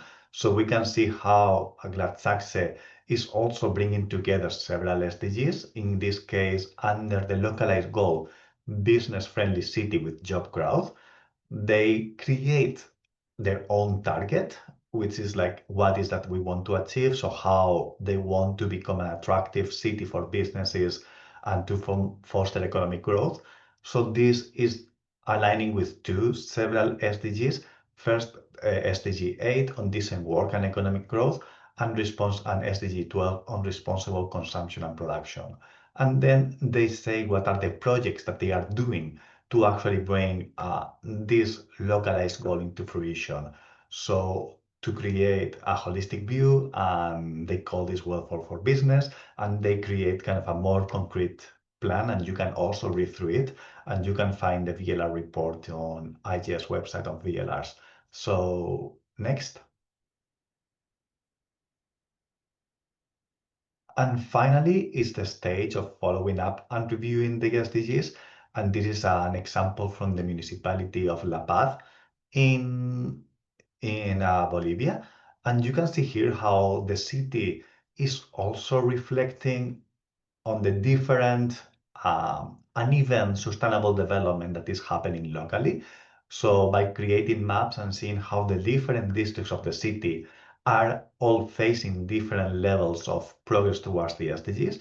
So the municipality is reflecting on that, even though the average for the municipality might be progressing, not all the parts of the city are addressing or advancing at the same pace, and it's creating a number of statistics and trying to show in the situation to better understand where to direct policies. So this also could allow you that maybe you have a program to implement sustainable food production, But then you can see here especially of which part of the city you need to reinforce and redouble your efforts. So next slide. And I think we can skip to the end because we are short of time, because it is quite the example of how Hawaii is actually monitoring the SDGs. So here, if you want to see more examples from SDG localization from VLR, you can go to our VLR lab here in IGES, and also you can visit ESCAP's own SDG localization platform to find how cities are working with the SDGs. So thank you very much again. And this was just to have some discussion. You can read through this question, you can maybe answer in the chat, but I think it's better to leave the floor to Kurt to present about the stakeholder engagement and trying to catch up with the rest of the session. So thank you very much, and I welcome Kurt Garrigan to talk about the stakeholder engagement that will also help us to create the foundation for our scenario exercise. So thank you very much. Thank you very much, Fernando, and thank you to all of the honorable mayors for sharing their initiatives. I'll try to relate the stakeholder engagement presentation to the initiatives so that you see where we're looking for this kind of engagement as you elaborate and fully develop those your plans. So stakeholder engagement is what we see as a core competence in all of the efforts that we try to promote, whether it be on voluntary local reviews or solving an urban challenge. Public participation and stakeholder engagement we see as core to those initiatives, and they really go across many different issues that cities face, whether it be urban and territorial planning, how to govern, how to manage conflicts, fostering human rights, enhancing social accountability, essentially having a well-functioning social contract within your community, and really engaging with private sector, civil society, and others for partnerships. Next slide, please. What this really illustrates are the various external and internal pressures that cities are facing. So you have environmental pressures, you have climate change, different demographics, you have social media, disinformation, you also have financial and economic pressures. But then within each of your communities, you're probably also managing power dynamics. You have different complexities, whether it be looking at things like waste management, or whether you're looking at things like flooding or how to enhance kind of residential development. But there you also have challenges in terms of how do you plan for the short term versus long term priorities. How do you manage trade-offs? How do you do so within resource constraints? How do you manage your community to essentially build trust to develop those solutions? And then how do you balance the public and private interests while looking at all of these internal and external pressures? So stakeholder engagement, we see as key to managing both external and internal pressures. Next slide, please. And there are various steps that we suggest that all communities take. Ensuring inclusion, engaging diverse groups, recognizing the barriers and power dynamics that are at play in all communities, even the most sustainable communities, those that have undertaken voluntary local reviews, those that are seen as kind of model cities, have different power dynamics and challenges, because in all cities, in all communities, there are different views and different perspectives that need to be taken into account as you plan your futures. So how do you balance and integrate the interests of different stakeholders is really the middle step. Recognizing who needs to be engaged, bringing all of those interests together, and then moving forward to ensure that the benefits of the solutions that you do implement are really shared equally and equitably across your community. And that's really how you foster social inclusion and build political and community will within your cities. Next slide. So trust building actually takes time. And there are a number of studies that really look at the engagement process, but really what it comes down to is investing the time to engage members of the community in co-developing your solutions, identifying the problems, identifying the evidence, and that evidence sometimes is not always within the control of government. Earlier in the session, you heard some of the challenges about data. Not all data is in the national government or in the local government. Some data is within communities, within residents, within academic communities. So when you bring all of those stakeholders together, you find that there's much more information on which you can co-develop solutions and make informed decisions. Next slide. And then engagement really is based on shared values. You have to have within your communities not only engagement, bringing people together, but you have to have a safe and enabling environment for that dialogue, to share openly different opinions and respect those members of the community, regardless of their background or of their class or of their social or financial standing. The right to information and equal and effective access to justice are core elements of stakeholder engagement.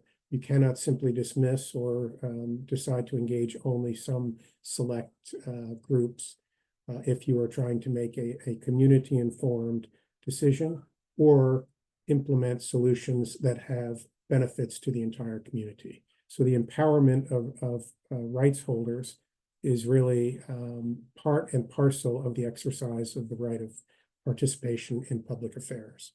Next slide. And to do so effectively, you really need to frame the objectives. What is it that you want to achieve? And even at the level of the initiatives that have been presented today and those that you may undertake in the future, what is it that you're seeking to change? What is the ambition level? And how does that relate to the engagement and the interests of individual and collective stakeholders? How influential are those stakeholders in the project's success? Not just to build the political will, and that sometimes translates into the political will to access funding, but it's also important for the long-term sustainability and the operation of whatever solution it is that you're trying to promote. So building trust not only helps to develop a solution, but it helps to sustain that solution, likely well beyond your individual terms in office. And this is important because a campaign for office is much different than governance and developing solutions in office. And so these are key elements. How do you bring together all stakeholders, including those that didn't necessarily support you as an individual when you were either campaigning for or appointed to your position? Next slide, please. And that framing of the objectives really allows you to manage the stakeholder expectations, to communicate with the full community on those who are interested in the issue, in what you're bringing and presenting to them, and how you communicate with them throughout the process. Again, introducing a challenge, receiving their input, co-developing a solution, building the political will for implementation, and then aligning it with your long-term vision. Next slide, please. This is probably the most important slide that we'll present today because it really looks at the different levels of stakeholder influence. And I would like for you to focus on this slide because the scenario exercise that we'll do and the activity later really is embedded within this slide here. The different levels of influence from left to right are informing, consulting, involving, collaborating, and empowering. And obviously the lowest level is informing the community. Here's what we plan to do. You've informed them, you haven't necessarily engaged them. The next step is really the next level of engagement is consulting. So you're informing them, here's what you'd like to do, we'd like to hear your opinion. You've consulted. The next level is actually involving them. And then again, that goes to co-development of solutions. We'll work with the community to ensure that your concerns, your ideas, your expectations are embedded and incorporated in the solution. The next is really collaborative. How do you collaborate with the community to develop and implement the solution so that they have actually much more of an ownership, not just in the ideas and the creation of solutions, but really in the implementation and potentially the long-term operation. This is probably the level that most stakeholder engagement gets to if it's effective. The next step actually goes beyond, and it really is about releasing power and empowering others to take decisions and implement. And we'll talk a little bit more about empowerment both in the scenario and beyond. But there are different modalities to empower others. And this could be through participatory budgeting, where others make the decision on where the budget priorities and the allocation of funding and resources go. It could be in citizen boards that are empowered to make decisions on behalf of the community. So again, there's a clear step between collaboration, which is fully engaging the community in the development and implementation of a solution, to empowerment, which allows the community to actually take on the decision-making role outside of potentially of government. Next slide, please. And there are engagement methods for each of these. Again, surveys and polls, town halls, focus group discussions, citizen juries goes more towards empowerment. So do citizens advisory panels and participatory budgeting, participatory mapping, steering groups, information flyers, radio broadcasts, roadshows. We'll get into each of these and how they align with the different levels of engagement, again, in the activity. Next slide, please. What's important really is to understand perspectives.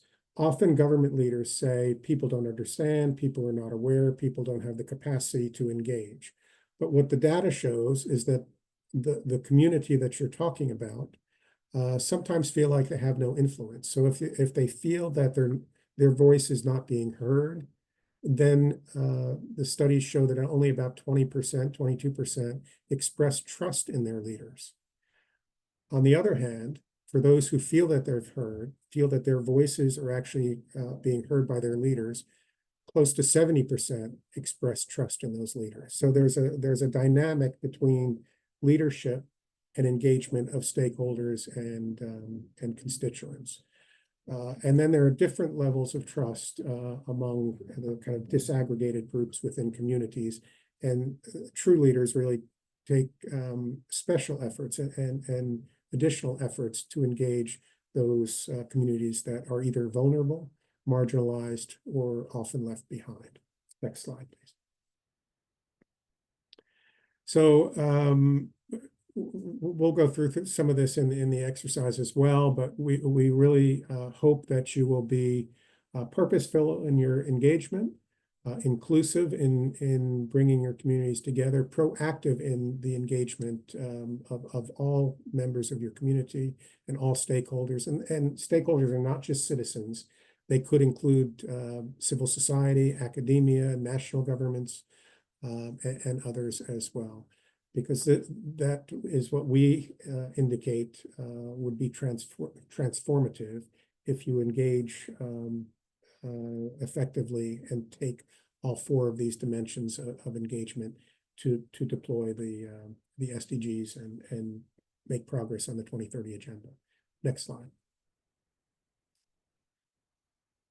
Okay, so this is also not just a one-off. So it's not just something that you do for one activity or one initiative.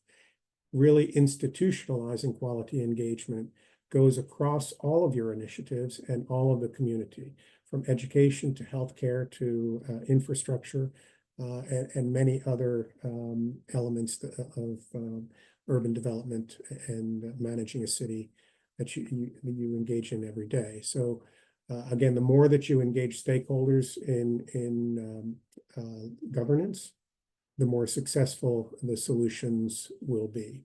But again, it takes time, it takes investment, and it takes really reaching out to your community and often empowering them through your initiatives. Next slide. I think we're close to the end here. There are a number of examples. I'll skip over this slide, but the examples range from participatory planning to citizen engagement through citizen-appointed panels, institutionalizing citizen engagement, and ESG, or environmental, social, and governance, sustainability boards that we can talk about also in the activity. Next slide.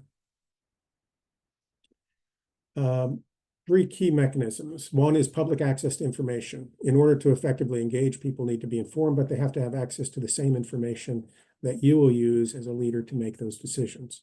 The second really is on monitoring and review and evaluation. So this goes to accountability. What are the mechanisms that you put in place to ensure that the engagement and the stakeholder perspectives are actually incorporated in the solutions and in the long-term implementation? And then influencing action and decision-making, finding solutions. And then, again, this goes to the co-development, and there are different mechanisms to do that: advisory boards, special commissions. And these are all things that are within most mayors' authority to appoint special commissions, task forces, organizing and calling town halls, public referendums, awareness-raising campaigns, and other mechanisms that you may also like to share in the activity. And I think next slide, that may be it. So thank you very much. I tried to run through so that we have enough time for the activity. Fernando, back over to you.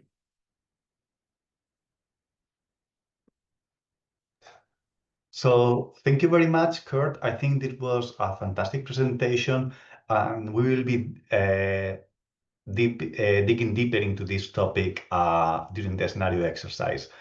So now I think we are going to have the coffee break. Although we don't provide any coffee, but you can have you can go and have some coffee. But maybe we can have a quick moment in case there is any question to either Kurt or me. If any of the mayors want to have any question, you can raise your hand, or if not, you can also type it in the chat, and we can address the questions once we come back from the coffee break. So if there is no hands raised, maybe we can go to the coffee break, and we will be back in 5 minutes. So please relax yourself, do some stretches, and come back. And if you want to make any question, prepare them, or you can also write them in the chat. So thank you very much, and see you in 5 minutes. Kind of around 3 p.m. Japan time, which I am unsure when is in other places, but see you soon.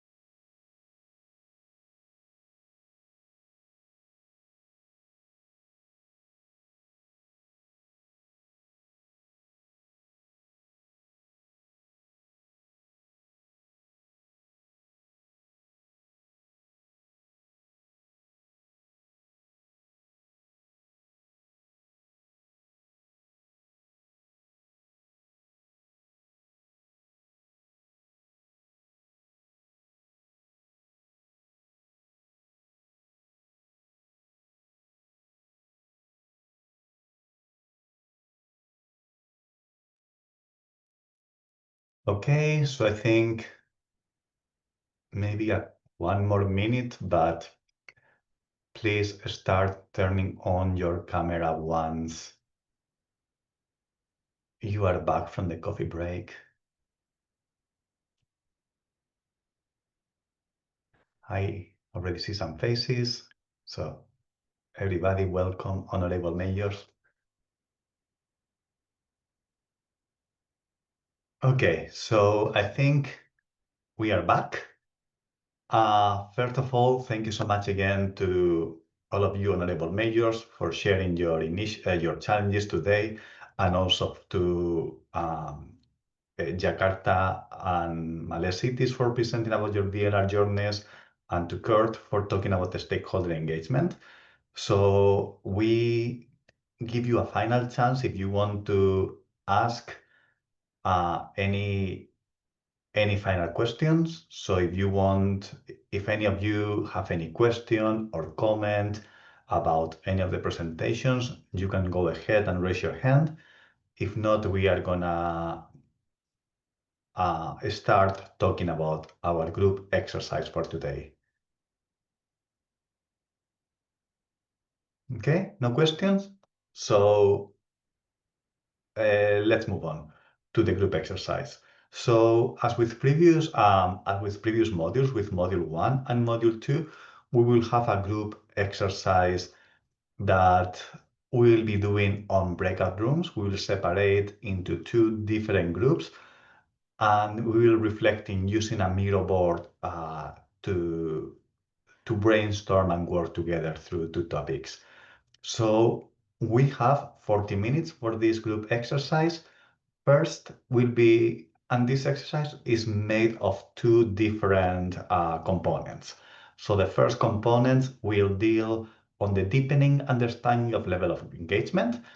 So we will be building up on Kurt's presentation on stakeholder engagement and reflecting the different levels of engagement and methods that you can use for each of the different levels of engagement.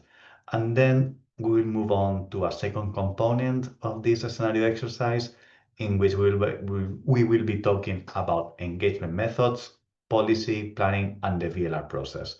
So next slide. So just a more careful look for the first component of our scenario exercise. We are gonna be looking into 2 of the categories that Kurt has presented on. First, on public participation goal, and second, the promise to the public we are doing with each of the public participation goals. So we have already filled some post-its with the contents of the presentation by Kurt, and then you will be asked to locate them in the right place, and we will finally discuss which engagement method could be used in each of the levels of the spectrum. And then in the second exercise, we'll be looking into engagement methods, policy and planning, thinking how transformative stakeholder engagement process can support the different stages of developing a VLR, and what are the best methods for engaging with a diverse range of actors. So we'll be looking into the 3 stages we discussed before, SDG localization and planning, project implementation and follow-up and review, thinking, this is just brainstorming and thinking, so which levels of engagement are the most appropriate and which is the most appropriate method for each. So I believe we will be separated into 2 breakout rooms. One will be led by Kurt, and another one will be with me and Professor Yang. So if no question, we can start going to the exercise. Okay? So we will open all the rooms, and then please, we will make announcement to be back around in 35 minutes. And all the partners, you are able to join whichever group that you like. We are splitting for the mayors. So all groups are open. You have received an invitation to join, and we will make announcement as necessary to each group. So please join, accept the invitation.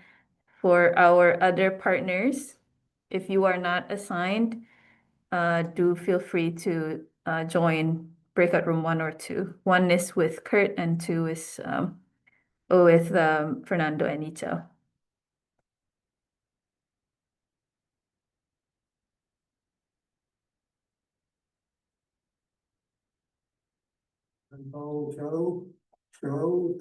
Let's see.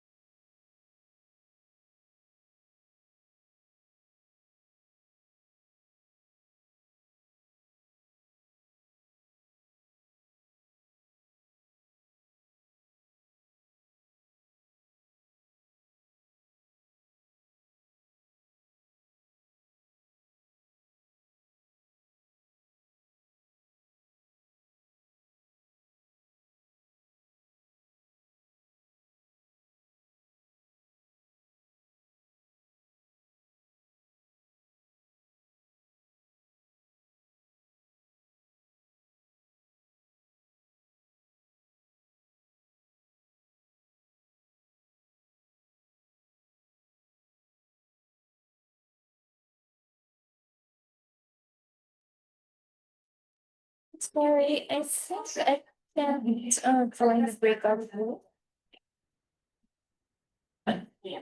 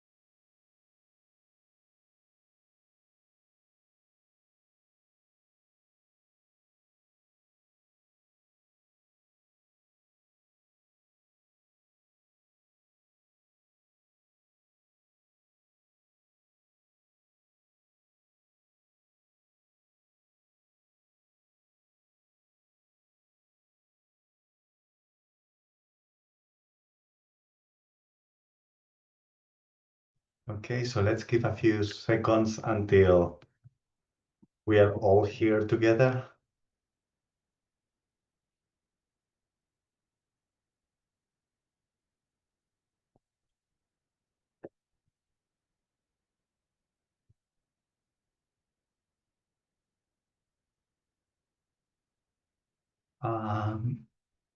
Dear Secretariat, are all of us here now, or we are still missing? I think we are still missing people.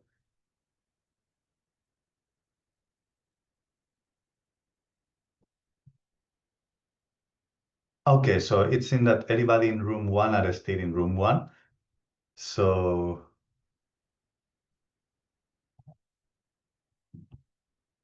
I think they are joining. So let's get a few seconds. We have 23. So I can't see all the cameras, but I see Kurt. Kurt, is anybody from your session back into the plenary? Should be now, yes. Okay. Yes, I see. Yes. So would So you thank like you. us to present? Yes, please go ahead. Let's start the debriefing session and start with group 1. So, Okay. Well, Kurt? as the breakout session was ending, we had a nomination from Nepal that Cambodia presents, and then we moved to the main room, and so there wasn't an election, but the Cambodian mayor has been nominated to present on behalf of Group 1. Okay, over to you, sir.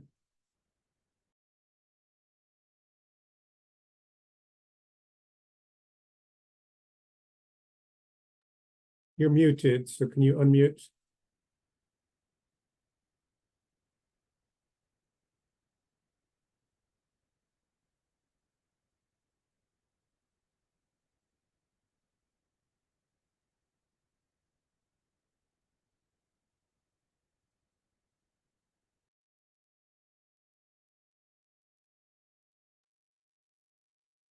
Mayor, we cannot hear you. Do you hear me? Yes. Okay. Good. I just want to make sure that I will present all the level of public participation goal and public promise, right? Promise to the public. Yes, please start with the public participation goal. There are 5 levels of the public participation goal. Is the first one is about the inform, and second one consult, involve, and collaborate and empower. And in the public participation goal, the first one about inform, we will provide the public with the balance and objective information. And about the consult, we obtain the public feedback and analyze alternative and or decision. And the third one is about the involve, working directly with the public through the process to ensure that public concerns are considered. And I choose about the public participation in Cambodia. It likely to be involved category as I choose about the involved. And the other major they choose about the collaborate is about the collaborate about the partner with the public in each aspect of the decision, including develop of the alternative and identification of the preferred solution. And none of us choose about the empower. It means that it refers to the place final decision making in the hand of the public. So it means that in Cambodia, we try for the move from involve to collaborate or into the empower as well. But hello? Yes, go ahead. I think something changed, right? I think someone moved the The but I think you can continue. Yes, there. Yeah. Yes, about our group that we choose a different category of the citizen participation in Cambodia is around the category is involved, and right now in Nepal and Malaysia is a collaborate. So I would suggest the mayor from Nepal or Malaysia to share some idea about the collaborate in presentation. Is it okay?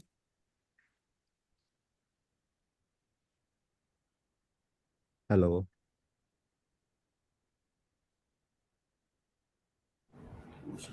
Hello, yes, okay. Hi, okay, I think I add a little bit from what Mayor Kampung Chenang mentioned about the calibration. For us in Malaysia, we do apply on getting the participation from the community before we engage on any local plan or any development plan. So I think that is a part of the calibration that we get from the community that is staying in the area. That's thank you.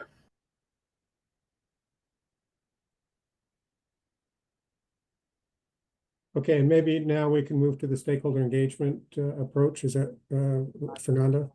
Is that okay? Yes, yeah, that's okay. Let's see your group, and then we can discuss for group 2. Maybe Yes. we can keep it Yeah, short. I'll just very quickly go over on behalf of the group. So on awareness raising, the approach was through public hearings, on goal setting, surveys, public workshops, and polling. And then on the action planning, it was identifying key stakeholders. This is what the mayor from Nepal indicated. Analyzing the interests and needs through community meetings and organizing workshops. In implementation, it was really focused on the budget allocation and different levels, including participatory budgeting and allocating particular amount for community decisions. Those are different levels of engagement and approaches. Identifying the role of community, including academia, citizen groups, etc., for different responsibilities of implementation. Monitoring different mechanisms, including internal auditing, departments of finance to look at measuring the progress. And then on reporting, it was periodic reviews, newsletters, public hearings, quarterly periodics, local media, flyers, and national review processes. Thank you to the mayors in Group 1. Thank you very much. This was indeed very illuminating. And now I am gonna pass the baton to the mayor from Suryodaya, who has been agreed. We actually elected this one in our group. So honorable mayor, please, the floor is yours. But the mayor from the other mayors can also follow up later if you want. So please go ahead. Thank you very much, Fernando. Yes. There is in the public participation goals, there are informed consult, involved in collaboration, and empowers. In the informs, to provide the public with the balanced and objective informations. The second, consult, work directly with the public throughout the process to ensure that public concerns are considered. It is in the consult we discussed and we write here, involved to obtain public feedback and analysis, alternatives, and decisions, and collaborate to participate with the public in each aspect of the decisions, including the development of alternative and the identification of the preferred solutions. The last one is empower to place final decisions making in the hands of the public. These are the solution we finalized. Okay, thank you very much. And now we can go into the second part and for the categories and the different stakeholder engagement approaches. So maybe you can summarize briefly because we need to move on to finalize this module. So please ahead, Major. Okay. This in the planning and location, there is 3-sector awareness raising and goal setting, target and development, and another action plan.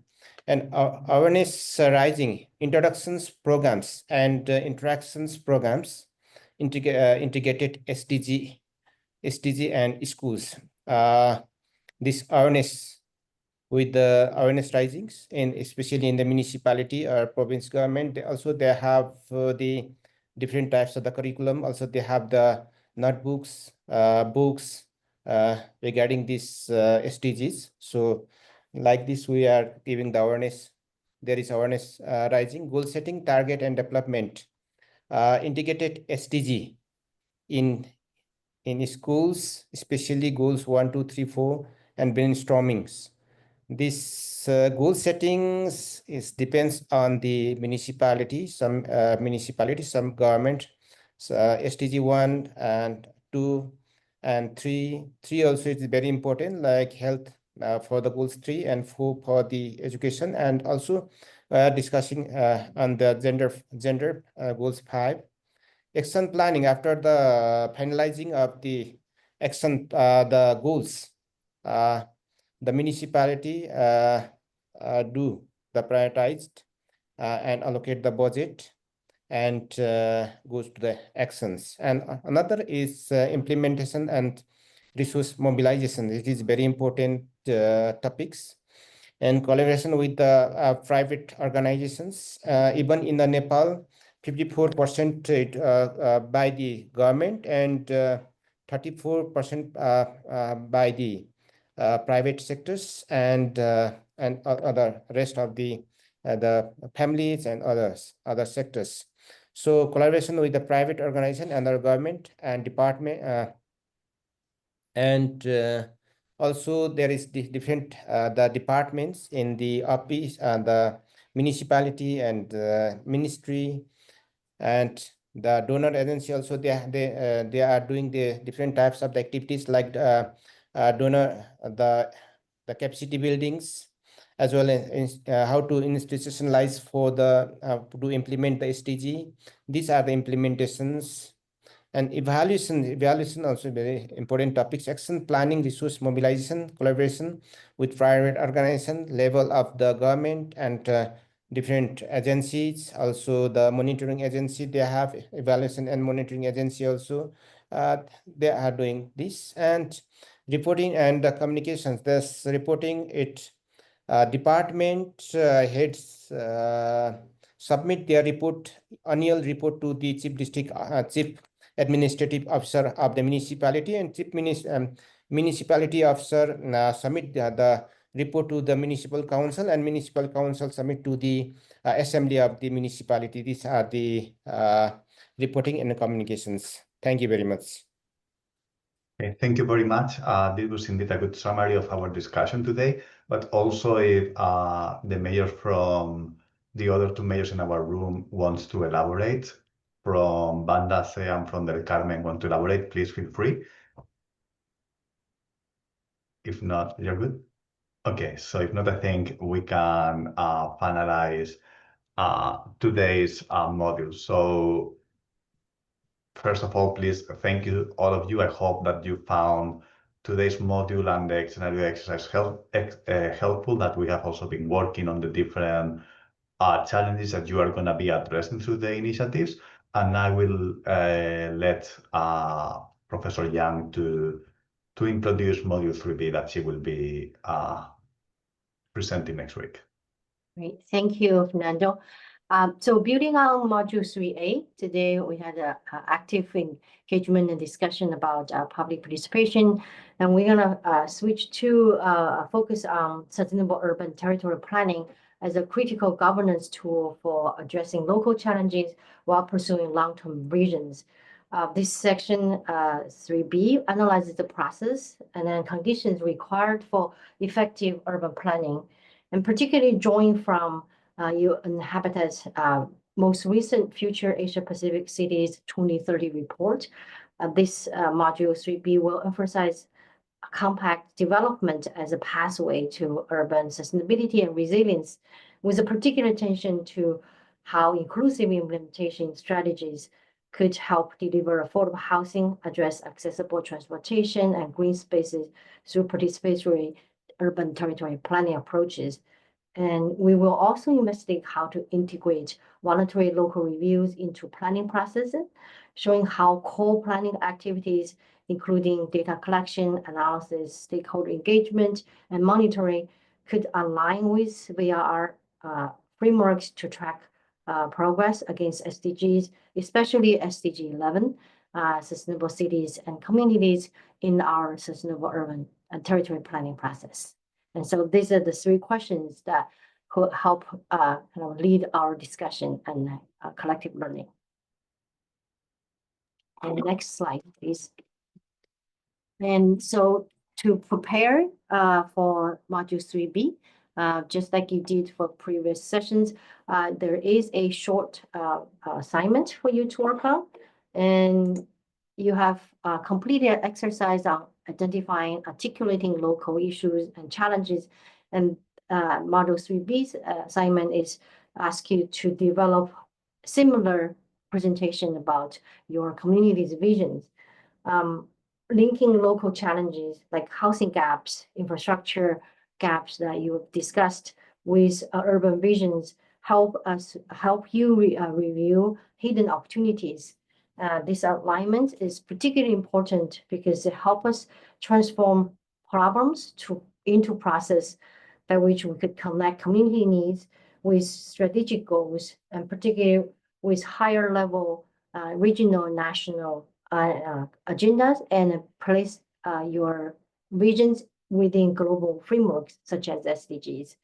So this exercise is oftentimes the first step, help us to identify solutions that could work locally to address your issues, but contribute broadly to a larger global, national, regional issues in terms of efficiency, scalable impact, and through shared and common purposes. So next, please. I believe that's a template we are going to share. So basically, the vision could be one sentence or short statement, and accompany it with a photograph of your city. So this vision help us see the potentials of your city and connect the vision statement with the challenges and issues you've already discussed. And the deadline is before our session, which is 2 weeks from today. I think the day prior to our session would be the deadline for this exercise. And wonder if there's any questions about this short exercise. Okay. Yes, I think there is a question in the chat, so maybe the Mayor that Carmen wants to speak up. Please go ahead, Honorable Mayor. Thank you, Professor. Because we will be discussing about urban housing for the next session. Would you have a example of how housing really targeted for the poor and the vulnerable was executed? Because many of the examples we already see are really targeting middle income class housing programs, but there's very, very few that we see that are targeting for the poor and vulnerable. And so far, it's even in my own country, it's alienating them, and therefore it increases slum location instead of empowering them to live within urban setting to help in our economy. But trying to drive them out doesn't really help anything. Right. That's a great question. And indeed, in terms of using your urban housing issues as the foundation to develop or connect your vision, very often this is connected to a vision of inclusive cities and equitable resource distribution, and also affordable housing supply, adequate affordable housing supply. So for the purpose of this exercise, so connecting affordable housing issue to targets within SDG 11, and also is also connected with SDG 1, addressing poverty, addressing equity, and even gender equity issues as well. We will be discussing affordable housing as one of the key elements in urban planning strategies of process and then actions. And we'll also look into some examples where slum housing clearance and an affordable housing supply can be a critical economic development process that could generate benefits, not just to the city itself, but also the poor, the most vulnerable population. So I hope I answered the question for your concern, and as particularly related to this exercise, and then connect to the content that will be delivered in 2 weeks. Yes. Okay. Okay. Great.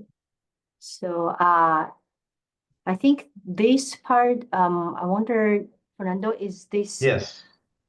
where So they are? So you by now you should be enrolled in the e-learning course. So I think by now, in theory, you have already completed module 1 and module 2. And if not, I encourage you please to start taking the modules. You can start and stop whenever, according to your time. I know you are very busy and you have very packed schedule. Because we are gonna keep moving forward through this e-learning course. And for the next module, before module 3B, you should engage with the module number 3 in this e-learning course, which is the one on SDG localization in the Asia Pacific. So once you are supposed to enroll first and then click on launch. This will guide you through the different contents of the modules. And at the end of this online e-learning course, you will have a quick test to see if you have completed and passed and can move forward. So please, I encourage all of you to take on this e-learning course. You can do it so at your own pace. It's very well structured and very easy to follow. So I hope you can do so. And you also got the information on the chat, and I believe ESCAP will send a reminder email for you to join and start taking it if you haven't done so yet. So thank you very much. Again, next slide, which I think. I want to point out our colleague from UN Habitat, Mr. Tam Hong, has shared a couple of links and then resources about how to address affordable housing, homeless issues in the Asia Pacific region. And there are a couple of best practice, not necessarily best practice, some good example, good experiences that I'll be sharing in the module 3B as well. Okay. So I think, thank you so much. If anybody has one final comment, we are just on time. So if not, I would like, honorable mayors, I would like to thank you today, also to all the partners who has helped facilitate today's module. It's been a pleasure, and we are looking forward to seeing you in 2 weeks on Tuesday, June 10th, to present module 3B and keep exploring how urban planning and territorial planning can help you to advance your sustainable development goals. So thank you very much to everybody, and wish you a good afternoon, evening, rest of your day. So all the best. Thank you very much. Take care. Bye, everyone. Thank you. Bye, everyone.